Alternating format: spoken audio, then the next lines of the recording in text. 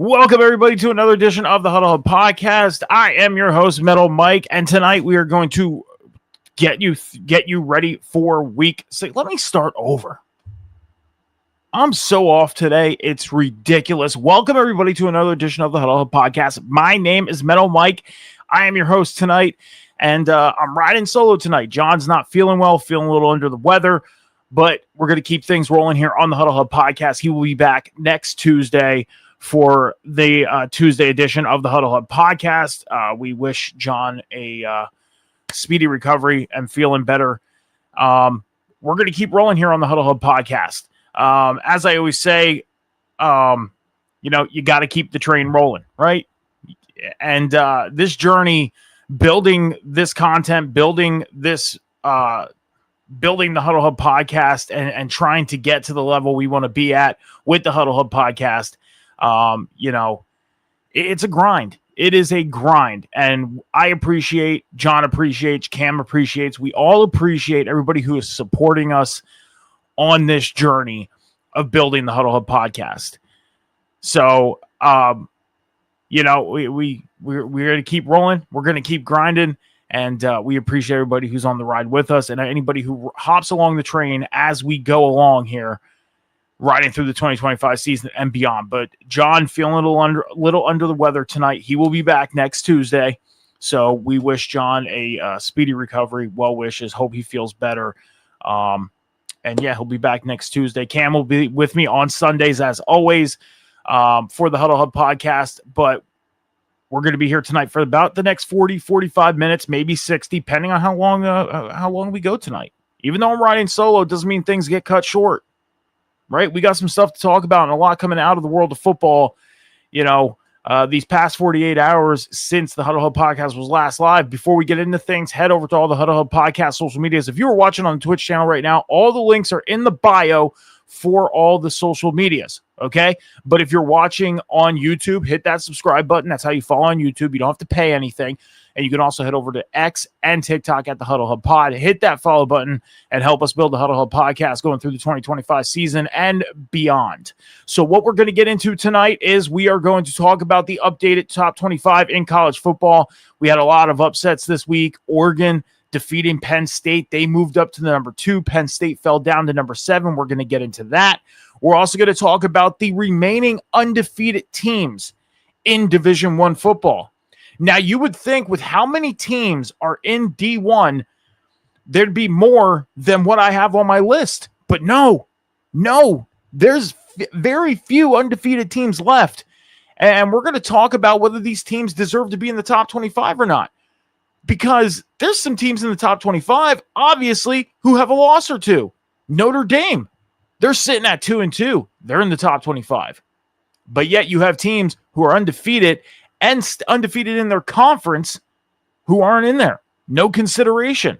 We're going to get into that. We're also going to run down the games that are coming up in week 6. We're going to get into the news coming out of the world of football. But the first thing we're going to do is we're going to recap week 4 in the NFL. Now, just to let you guys know, me and John have our pick challenge, okay? And as you see the record, this is post week 4. Post week 4. John took a 3-game lead on me this week. We went into this week tied 33-15. I had a bad week. I went 7-9. John went 10-7 this week. And as we always do, we always highlight the games that had our focus in the week that just passed. The first one that we're going to get into is the Seahawks and the Cardinals. I mean, the Seahawks, they had a very substantial lead in this ball game Thursday night. The Cardinals, they bounced back. They tied the game up. But the Seahawks, they didn't give up. Last drive of the game, they drive downfield. They end up kicking the game-winning field goal. Seahawks end up walking out of Arizona with a win. And, 23-20. And the Cardinals fall 2 games in a row. 49ers last week, and now the Seahawks. The games on Sunday that were a focus for me, number 1, the Titans and the Texans. Okay? Now, you're probably wondering, Mike, why the Titans and the Texans? This game was a blowout. The Texans beat them 26-0. Well, because the Titans, they go out, they draft Cam Ward, And a lot of people were giving them praise. They were saying, oh, the Titans just got better with just drafting Cam Ward. And I've been saying it all off season. And everybody knows this. Not just one player can make that difference. Can they make an impact? Yeah, they can. But he's not going to come in and change the trajectory of this whole offense. He's not. Now, we know the Texans have some faults. Their offensive line, not doing too well. Their defense is kind of, But, and you probably thought this game was going to be a lot closer than it was, right? No, the Texans are a very strong football team. It's just all about getting their stuff together, right?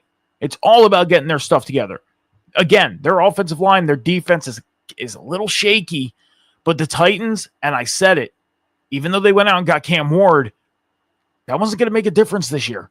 I didn't feel like the Titans were going to have any advancement at all this season. I had them going, I believe, 2-15, 3-14. Yeah. And courtesy of CBS Sports, this is what Cam Ward had to say. I mean, if we keeping the buck right now, we ass. So we 0-4. We have this point, we got nothing to lose. We dropped a quarter of our fucking games, and we've yet to do anything. So we have to lock in, especially myself on the offensive line, from the defensive line, from the special teams to all three faces. We have to play together. We have not played together this year. So Cam Ward holding everybody on the team accountable, which is why not? You went into the season, the first month of the year, you drop your first 4 games. You are 0-4. You are at a point now to where you need to run the gauntlet to even make a run for the playoffs. Now, running the gauntlet, you got to win at least 11 games to even be considered for the playoffs, right? Now, with the way this season's going right now, and you look at it, there's 2 teams left that are undefeated, the Bills and the Eagles, okay? And a lot of people, including myself, are saying that the Bills and the Eagles are going to the Super Bowl. And if you look at the way the track is going right now, that's what it looks like. But we know that once we get into October, November, and deep into December, things can change. The first month of football is very unpredictable. Very unpredictable. So, everybody might be saying, hey, the Bills and Eagles right now, and I'm one of them. But that may not be the case come February. It may not be. But the way it's looking right now, it is. Cam Ward holding his team accountable, which he's being a leader. That's what leaders do. You got to go out and hold your team accountable. Call them out. You're not doing your job. Hold them accountable.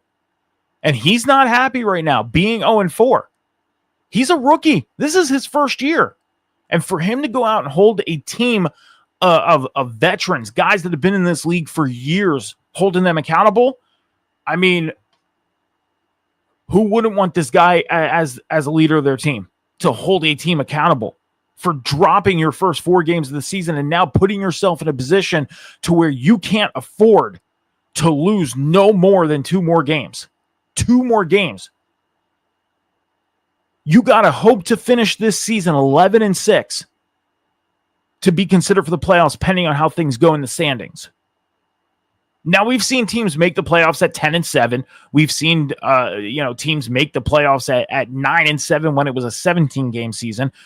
The Seahawks years ago, 6-11. They won all of their division games, but didn't win a non-division game. But because of them winning all their division games and it coming down to them and the 49ers, the Seahawks made the playoffs. Okay? So, and dropping a game to the Texans, a division team, that hurts even more because now you have that one loss in your division. And I think Cam Ward, who I will say this, I was not very high on him. I wasn't.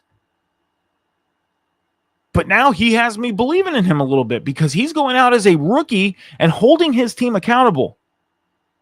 I think he realizes what just happened on Sunday. Dropping to the Texans 26-0, a division team who you got to face later on this year, and hope that you can go into your house because this game was in Houston. Now you got to hope you can come home, and when you meet them later in the year in your house, beat them because that's going to matter too. It matters where you win these games. So for Cam Ward to hold his team accountable, hey, awesome. Love seeing it. Another game that we seen on Sunday was the and I had it marked here, the Colts and the Rams. Colts going into this game undefeated, shocking a lot of people. They were trying to finish September 4-0, but they just couldn't. The Rams got the best of them, 27-20, and the Rams end up causing the Colts to not be undefeated in the first 4 games of the season, finishing off September 3-1. I don't think this is going to be a falter for the Colts. I mean, they showed the first 3 games that they can be strong. They can be. They can be a strong football team. You got to ride that momentum. Okay? And the Colts, they rode that momentum for the first 3 games of the season. You come in against the Rams who just got upset by Philadelphia a week ago, dropping a 26-7 lead and getting beat 33-26. So the Rams, who knew they had to come in and bounce back, the Colts, who wanted to continue riding that wave of adrenaline into this game, couldn't get the job done. Again, I don't think this falters the Colts. I think this is just a bump in the road for the Colts. The Colts, again, are a very strong team. Jonathan Taylor is the leading rusher in the league right now.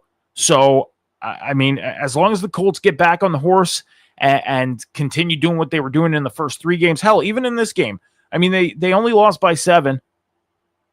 So if they can continue doing what they've been doing and bounce back next week, then, we can end up seeing a 4-1 Colts team, So the Colts end up playing the Raiders on Sunday at 1 p.m. Eastern Standard Time. So me and Cam will be previewing that game on Sunday morning at 11 a.m. Eastern Standard Time right here on the Huddle Up Podcast, Twitch, and YouTube channel. And then the last game I want to talk about is the Packers and the Cowboys ending in a tie 40-40 on Sunday Night Football. And I'd said to Cam and I said to John off air that I think this was the best Sunday night game yet. And I know we've only had 4 Sunday night games, but we've seen a lot of football already. 4 weeks of football already. I mean, we've seen a lot. And this game, I deemed it as the best Sunday night game of the year so far. Because you're watching this game, yeah, the storyline was Micah Parsons coming back to Dallas after getting traded to Green Bay literally a month ago. That was the storyline. But one thing I got to say is kudos to the staff at NBC, and they didn't make that the full-on focus. Yeah, did they focus on it? They did, but they didn't make it the high priority every minute of the game. And we've seen it in the past. We've seen networks make a big deal about it in the past of an ex-player getting traded to another team. They come in and play their old team, and literally the whole game they're just talking about that. They didn't focus on that this whole game. There was a lot of things happening in this game to where they didn't need to focus on the whole thing with Micah Parsons. Now, Micah Parsons ended up getting a sack on Dak Prescott late in the game, and it was a very close sack at that because Dak was ready to cross the line of scrimmage, and Micah Parsons shoelace tackled him, like just caught him, and they counted it a sack. And then the way that this game got tied to go into overtime was just exciting. But then we get into the overtime, and the Cowboys use half the clock to start things off and only end up with a field goal. Only to give the Packers the ball back with about 4 minutes left, 4.5 minutes left. And then the Packers drive down, and with 1 second left, Jordan Love throws an incompletion in the back of the end zone to set up a McManus field goal to tie the game. And now the Packers go from looking like the most dominant team in the first 2 weeks of the season to falling to the Browns last week to now tying with the Cowboys. A team that they came out as a 7th seed in the playoffs and dominated 2 seasons ago. Now, me and Cam talked about this on Sunday, and I said that, yeah, Micah Parsons may have this game circled on his calendar, but he's not the only one. Non-Cowboy and non-Packers fans also had this game circled on their calendar because of the rivalry these two teams, the history these two teams have, but the rivalry that they've been building over the past couple years. Who didn't want to watch this game? Now, me and John talked about the overtime thing off air right after the game, and he had mentioned that he thinks the NFL should take away ties. And I said to him, I agree. Now, I understand that they use ties for standings and for playoff contention and all that stuff. But if you go back in history and you look at it, they almost treat a tie like a win. Why? Because you can have a team that finishes 10-6-1 and another team finishes 10-7. The team that has the tie ends up getting in the playoffs 9 times out of 10. So it's almost like they treat the tie like a win. Okay? So I had said to him, I said to John, why not just eliminate the overtime rule or eliminate the tie thing and adopt the college overtime rule? You don't have to have a kickoff. And instead of having the offense start at the 25, like in college, they start at the 50. Okay, move it back. Move it back to midfield. Start at the 50. And if they end up scoring, okay, obviously the other team's going to get an opportunity. If they don't score, then if the other team scores, they win. You keep the scoring rule the same, but take away the tie aspect. And this is what George Pickens, wide receiver of the Cowboys, had to say about overtime. All my years playing football, I have never heard of a tie or any of that. I'm not sure. You guys probably know better than me if that's new or something, but I don't know how to feel, bro. I just, next week, next game, I guess. Should the league change the rules for the tie, even if that means you lose at the end of the day? Yeah, I mean, I think the fans, and including you people, want to see a winner and a loser. You see what I mean? So, but it's up to them, honestly. Now, that was also courtesy of CBS Sports. Thank you for CBS Sports for putting that clip out there so we can all watch and share and check this out and hear what George Pickens had to say. You know, that's the other thing, too, is some players didn't know about. I mean, go back years ago, Donovan McNabb against the Bengals. When he was playing in Philadelphia, they end up tying with the Bengals. And that tie kind of hurt the Eagles' playoff situation, right? Donovan McNabb didn't know there was ties. There's players in the league that don't even know about ties. Why? Because they probably never had to face them. If you watch high school football, Pee-wee football, there's no ties. High school football, there's no ties. College football, there is no ties. So these guys are going into the league not even knowing there's ties in football because they never had to face it before. Have they faced overtime? Sure, they have. But they never faced a tie. Never knew a tie was in football because they never seen it. But now they come into the NFL and there's ties. So I think what the league needs to do is really consider thinking, do we adopt the college rule or figure out what we're going to do with this tie situation? So those are the games that I capped out on week 4. Me and Cam will be previewing week 5 for you guys on Sunday starting at 11 a.m. Eastern Standard Time right here on twitch.tv/The Huddle Podcast, on youtube.com/@The Huddle Pod. We're going to take about a 30 to 45 second break right now. If you guys want to head over to The Huddle Podcast social medias, hit that follow button right now. We'll be back in about 30 to 45 seconds.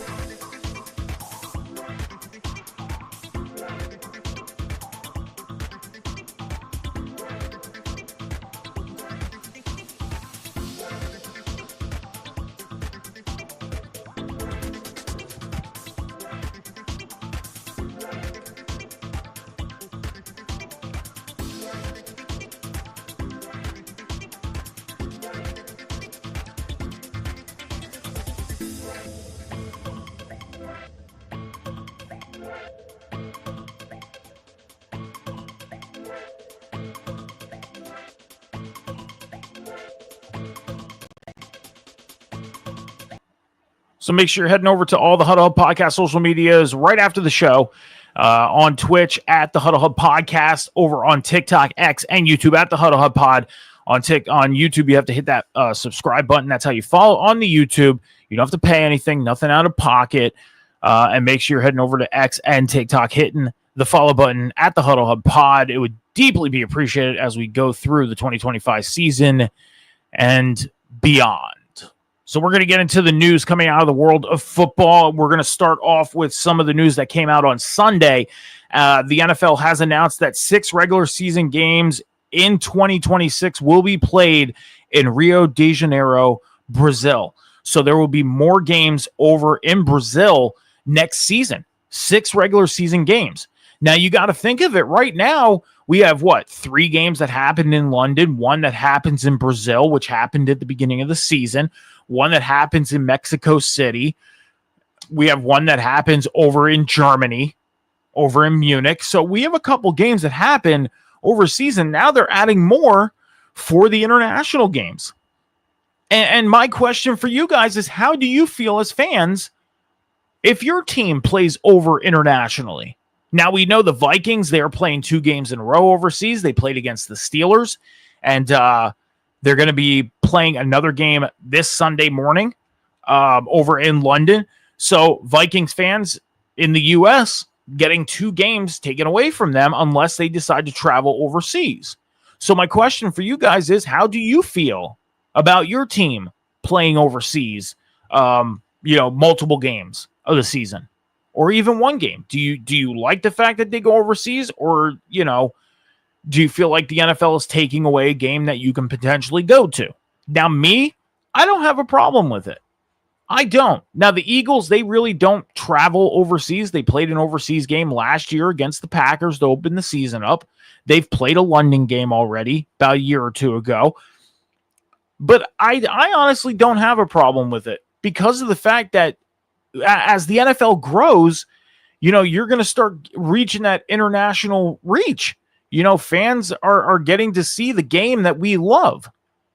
Canada, they have the Canadian Football League, but there's fans of the NFL up in Canada. And a lot of them, I believe, are Buffalo Bills fans because how close Buffalo is, along with, the Vikings and the Packers, and some of the teams that are closer up north. So me, I honestly, and the warm welcome that the NFL gets when they go to these locations is just amazing. Now, yes, there's some things that happen. Some players, there was a report that a Steelers player ended up getting robbed, some of his personal belongings taken. I'm sure there's something that they would have to figure out to keep things like that safer. But I mean, and he did get attacked as well. So I'm sure the NFL is going to look into that and try and think of a way to make sure players are more protected when going over and playing international games. But the thing is the reach that they're having with these international games is huge. Look at the WWE right now. The WWE has a lot of shows that go over to Saudi Arabia. They go over to, France. They go to London. They're all over the world. I mean, WrestleMania 43 is going to be happening in Saudi Arabia. The first WrestleMania out of the United States. And some wrestling fans, like myself, are questioning whether this is a good move or not. Now, me, I haven't come to my full determination. I have a lot of time to think about that, seeing that WrestleMania 43 is well over a year and a half away. So, and I've never been to a WrestleMania in the 35 years that I've been a wrestling fan. Never been to a WrestleMania. But for those who go to WrestleMania every year that make it their vacation destination, the question lies, are they going to go to Saudi Arabia to watch WrestleMania live? But as far as these international games with the NFL, I like it. I like the reach that it's getting, and it's giving the opportunity for, sports players overseas to get into the international program for the NFL to come play football. We see a lot of rugby players from, New Zealand or from South Africa playing in the NFL. So it's a good reach. And it's a great way to expand the game and to get more youth involved. So I like the idea of it, and I'm excited to see what they do and what teams get to play these 6 regular season games next year over in Rio de Janeiro. Bad Bunny, the international music star, was announced to be the Super Bowl 60 halftime performer. The internet, obviously, it's at a 50-50 right now. Some people are happy, some people aren't. A lot of people are saying, why isn't Metallica? The Super Bowl's in San Francisco. Metallica is a mainstay in San Francisco. And if you don't know who Metallica is, go look them up. They've been around for many, many years. They are a very historic hard rock metal band. I'm a Metallica fan. I like Metallica, and I would love to see them play the halftime show. But when you look at sports and the connection that sports has with hip hop and rap and R&B and all that stuff, all the rap, like rap music, R&B, you know what I'm talking about. That connection is going to be there, and that's going to be who they want to see performing. Now, granted, could they make a thing to where somebody like a Metallica can do part of the halftime show or even do a performance before the game? I think so. The Super Bowl is not only a game time thing. The Super Bowl is literally a two-week event. So once we get to Super Bowl time, after the conference title games, that's when the Super Bowl 2 weeks kick in. That's when the festivities start. So do you think they can probably figure something out to where maybe Metallica can open the Super Bowl? Maybe. Maybe we get an opening, performance, an opening of the game performance or something like that. And then, you have your halftime performer. I know it's tradition for just having a halftime performer, but with the game growing and how things are, and the internet, everything, everybody's going to have an opinion. Everybody's going to have their own opinion. I agree. I think Metallica should have probably got this spot, but Bad Bunny, he's getting it. And congratulations to Bad Bunny. He's going to be the Super Bowl halftime performer. So Malik Neighbors, wide receiver of the Giants, tore his ACL in Sunday's game. He's going to be out for the season. So this is a huge hit for the Giants. Jackson Dart, who was announced as the starting quarterback this past week when Russell Wilson got benched last Tuesday. Went out, had a good performance, got the Giants their first win over the Chargers. But Malik Neighbors, who is a key component for the Giants offense, this is huge. I said to a lot of people that asked me what I thought about Jackson Dart's first performance, and I said, you know what, it wasn't bad, but it also wasn't good. The offensive line, every time I flipped over and watched what the Giants were doing, or seen replays of highlights, it looked like Jackson Dart was basically running for his life. That offensive line needs to tighten up. It does not help that Malik Neighbors is out. And I think the Giants need to go into the free agent pool and see what wide receivers are out there that they can bring in to help out this offense. Because you can't just rely. They got Wendell Robinson, who's not a bad wide receiver. I had Wendell Robinson on my fantasy team last year and did wonders for me on the back half of the year. But you can't rely on just one key guy. And Scattaboo, he's becoming a known running back in this league very quickly as a rookie. You can't put all the pressure on just one or two players. The whole team needs to come together, and the Giants need to figure out what they are going to do with the fact that Malik Neighbors is out for the season. In Giants camp, though, it was announced that John Mara, the president and CEO, was diagnosed with cancer. We talked about one of the coordinators for the Patriots was diagnosed with cancer earlier this week. Nobody ever likes to hear the C word. Nobody ever does. And it's a sad thing to hear. John Mora, you've seen him on, Hard Knocks for the Giants and everything like that. And, you just never want to hear that word, for anybody to be diagnosed with. So hopefully everything goes well for John Mara, and that, his treatments treat him good and he recovers and heals up and gets back to 100%. And well wishes to him and his family, and thoughts and everything go out to them. And because it was very sad to hear that and very sad to read that, even though you got to take the fandom part out of it. If you're an Eagles fan, Cowboys fan, Commanders fan, it's rivalry, yes, but that's on the field. This is an off the field situation. This is life. This is different. So hopefully, the people that think badly aren't thinking badly in that moment. And, well wishes go out to him, and hopefully he has a 100% recovery. Tyreek Hill, wide receiver of the Dolphins, in the Monday night game against the Jets, dislocated his knee. He was carted off the field Monday night. And then it was dang it, let me start over. Tyreek Hill, wide receiver of the Giants, in Monday night's game, got hurt against the Jets. It was later found out that he dislocated his knee, and he also tore multiple ligaments. He is going to be receiving emergency surgery today. Today, Tuesday, and we'll have more on Tyreek Hill on the Sunday show, so stay tuned.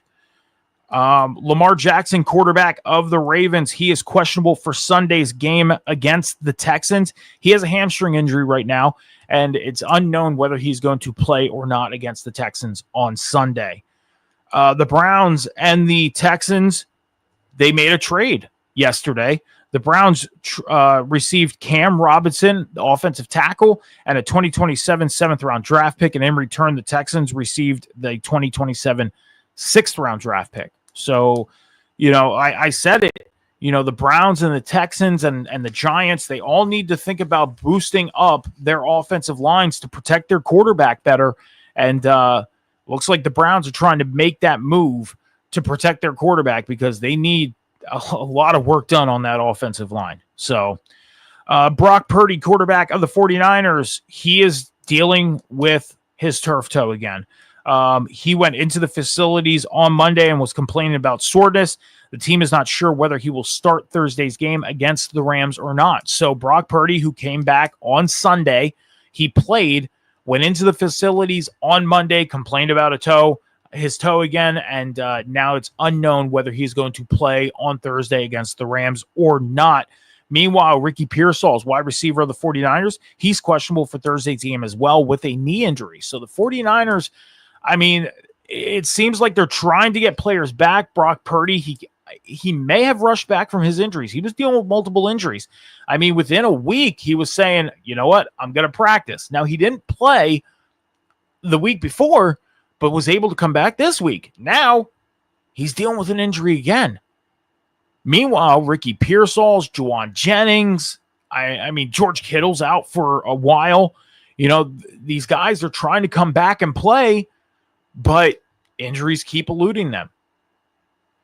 So, I think what these players need to do is, if they're told 2 to 4 weeks, take at least 3, get yourself healthy, and in week number 4, figure out whether you're good to go or not. Try and get yourself back on the field 100% because your team needs you. Just my opinion. Cameron Johnston, the punter of the Bills, he was placed on injured reserve today with a leg injury. The Bills went out to pick up Mitch Wishnowsky off the 49ers practice squad. So Cameron Johnston, the punter of the Bills, is out, and Mitch Wishnowsky, picked up off the 49ers practice squad, is in. Last bit of news, the 49ers and Buccaneers game in week 6 was flexed. Now, that game was supposed to happen at 4:25 p.m. It was moved. I'm sorry. Let me start that over because I got this wrong. So 2 games in week 6 have been flexed. The 49ers and Buccaneers game, which was set to start at 1 p.m. Eastern Standard Time, was moved to 4:25 p.m. Eastern Standard Time. Meanwhile, the Patriots and Saints, which was supposed to start at 4:25 p.m., is now going to be at 1 p.m. So if you are a fan of the 49ers and Bucs, Patriots, or Saints, your week 6 game was flexed. So that's all I got for the news, guys. That's everything that has come out in the past 48 hours that I have for you. We will have more news for you on Sunday's episode of the Huddle Up Podcast, starting at 11 a.m. Eastern Standard Time with myself and Cam, as we will recap Week 6 of college football, which we are going to get into in a few moments here, and we will preview Week 5 of the NFL for you. We'll be back in about 30 seconds here on the Huddle Hub Podcast.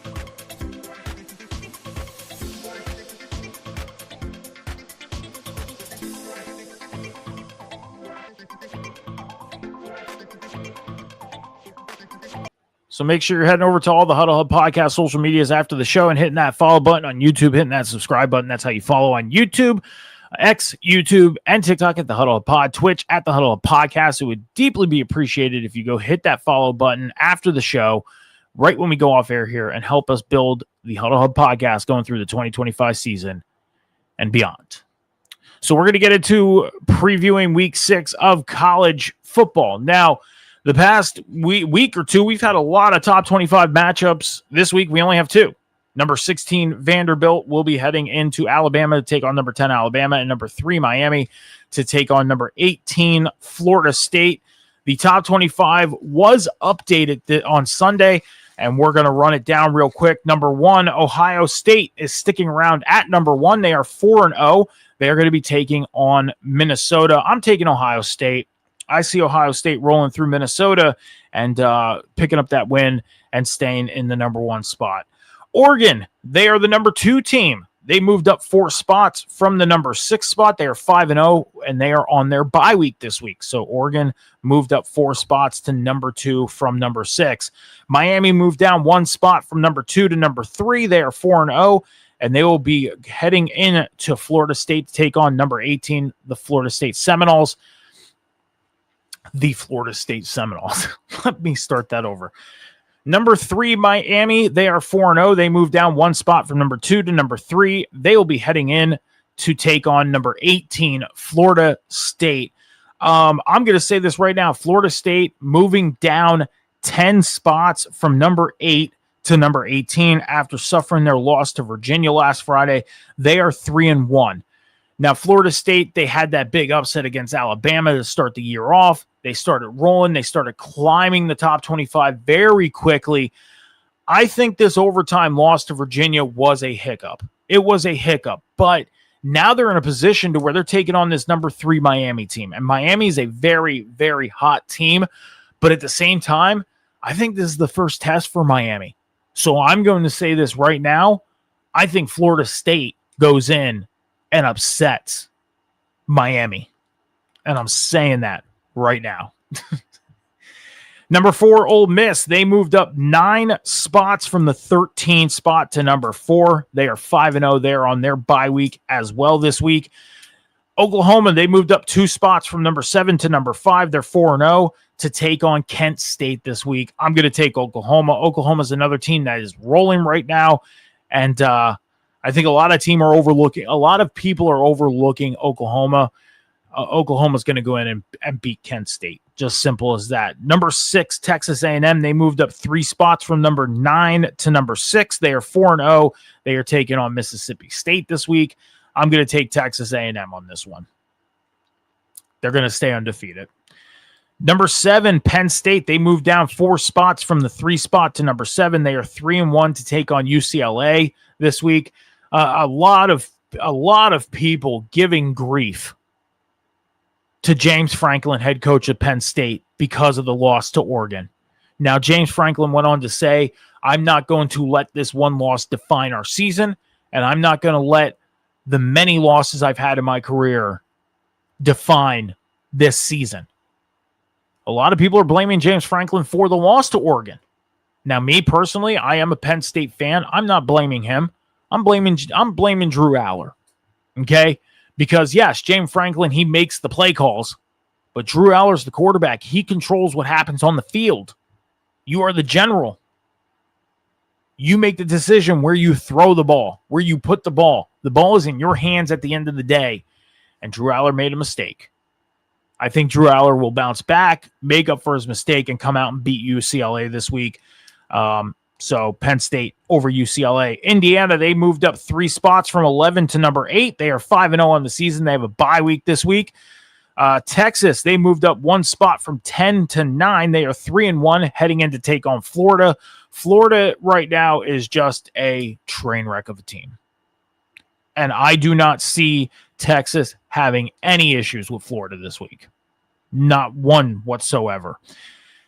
Alabama, they are number 10. They moved up 7 spots from the 17 spot to number 10. They're 3-1 on the year. They are taking on the undefeated number 16 Vanderbilt team, who moved up 2 spots from 18 to 16. Vanderbilt 5-0, undefeated. And John's been saying it the past couple weeks, the last 2 weeks, I should say, that this is going to be Vanderbilt's first test. And I'm going to say it right now. I think Vanderbilt will go in and upset Alabama. I think a lot of people are expecting Alabama to roll over Vanderbilt. I think Vanderbilt is going to surprise a lot of people and upset Alabama. Texas Tech, they moved up 1 spot from 12 to 11. They're 4-0 on the year. They take on Houston. Texas Tech should not have a problem against Houston. Georgia, they moved down 7 spots from the number 5 to number 12 spot after losing this past week to Alabama. They are 3-1 on the year. They are taking on Kentucky. I see Georgia not having any issues and bouncing back and picking up the win this week against Kentucky. LSU, they're number 13. They moved down 9 spots from the number 4 spot to number 13. They're 4-1. They're on the bye week this week. Iowa State's number 14. They stuck around in the same spot. They're 5-0, taking on Cincinnati. I think Iowa State wins this game, and I can see Iowa State actually moving up this week after they beat Cincinnati. Iowa State stuck around in the number 14 spot for the past 2 weeks. I think it's going to be time for them to finally move up, possibly into the top 10 after they beat Cincinnati this week. Tennessee, they've been at the number 15 spot for the past 3 weeks now. They have not moved. They're 4-1. They're on the bye week. Come next week when this top 25 is updated yet again, I see Tennessee sticking around in the number 15 spot. I don't see them moving. They haven't moved in 3 weeks.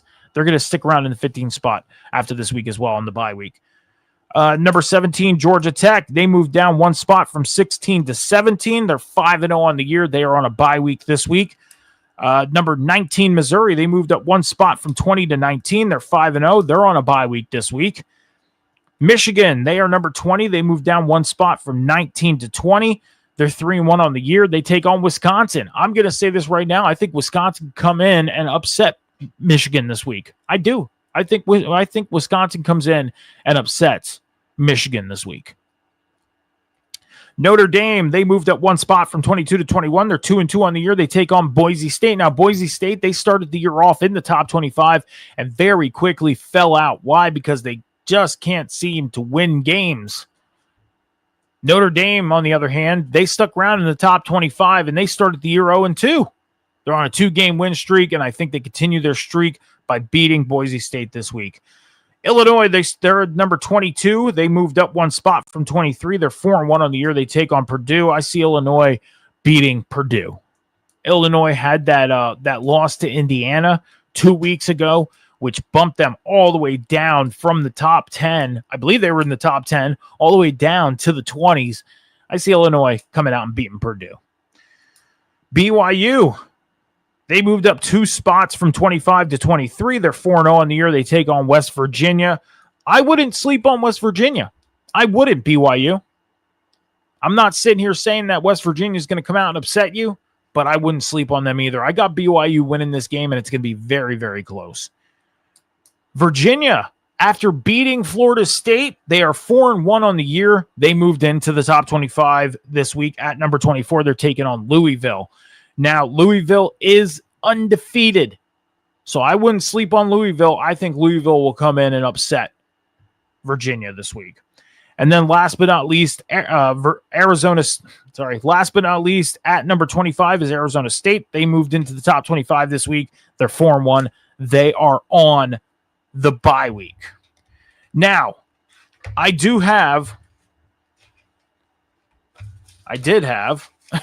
a list, and I believe I may have, because it was all added into my other papers here.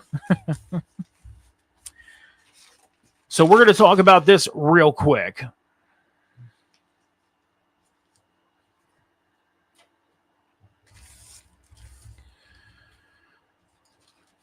Let me get situated here real quick. This is why we take commercial breaks. So I get situated. All right, so we're going to talk about real quick the top 25 in college football as we just ran that down. Now, as I went down this list, we talked about some of the top 25 teams, okay? So Penn State, who's at number 7, 3-1. Texas, who's at number 9, 3-1. Alabama at number 10, 3-1. Georgia, who's at number 12, 3-1. LSU at number 13 at 4-1. Tennessee, who's at 15 at 4-1. Florida State, who's at number 18, they're 3-1. Michigan, number 20 at 3-1. Notre Dame, they're at number 21. They're 2-2. Illinois at 22. They're 4-1. And then Virginia at 24. Arizona State at 25 are both 4-1. Okay. So there's some teams in here with 1-loss records. And then Notre Dame, who's a 2-loss record team, started 0-2 on the year. Okay. Now there are some teams out there that are still undefeated. Still undefeated. Okay? And these are the teams that are still undefeated. You got Navy, who's in the AAC. They're 4-0 with a 3-0 conference record. Question is they're 3-0 in the conference, 4-0 on the year. 3/4 of their games have been conference games, and they're not in the top 25? Why? Now, Navy is a team that we sometimes do see hop into the top 25 late into the year. Why can't we get them in earlier? They're undefeated and in conference play undefeated. Memphis, 5-0 on the year. They're 1-0 in the AAC. Undefeated. North Texas, 5-0. 1-0 in the AAC. Okay? We also got Louisville, who I mentioned earlier. They are 4-0. 1-0 in the ACC. So Louisville, undefeated. That's why I said Louisville, I think, can go in and beat Virginia. Beat Virginia. I do. Now, if Louisville goes in and beats Virginia, which I think will happen, I think Louisville will take over that top 25 spot. I do. I think Louisville will hop into that number 24 spot. But right now, they're sitting there not in the top 25, and they're undefeated. Houston, the University of Houston, they're 4-0. 1-0 in the Big 12. And then last but not least, Maryland, 4-0. They are 1-0 in the Big 10. 6 teams undefeated. And undefeated in their conference play with 1 or more wins. And not considered in the top 25. I sit here and question the decision makers for this top 25 and think about what teams really should be deserving of being in the top 25 or not. I think some considerations need to happen, and I have an idea on what I think college football can do to make things not only a little more competitive, but give other teams opportunities to get into the playoffs and into conference championship games and everything. But here's the deal, is I do not want to throw this idea out until I have a co-host. So when John comes back next Tuesday, I will throw that idea out to him and to you guys and to get your thoughts. Until then, I'm going to hold off. That's all I got for you guys tonight. If you want to follow me on social media, Instagram, X, TikTok, Snapchat, at MetalMike714, that's where you can find me all over the socials. I will be back here on Sunday with Cam at 11 a.m. Eastern Standard Time as we run down all the games from the top 25 in college football, from everything that happens on Saturday. We're going to talk about all the action from Saturday, and then we will preview the rest of week 5. We have a Thursday game and then a Sunday morning game that starts at 9 a.m. So we will run down the rest of week 5 in the NFL and get you guys ready for the rest of week 5 in the NFL. With that being said, my name is Metal Mike. Thank you for joining me tonight. I will see you guys later. Be good to each other, be kind to each other, take care of each other, be patient with each other. Remember, the world is not moving as fast as you think. We'll see you guys Sunday morning. Deuces.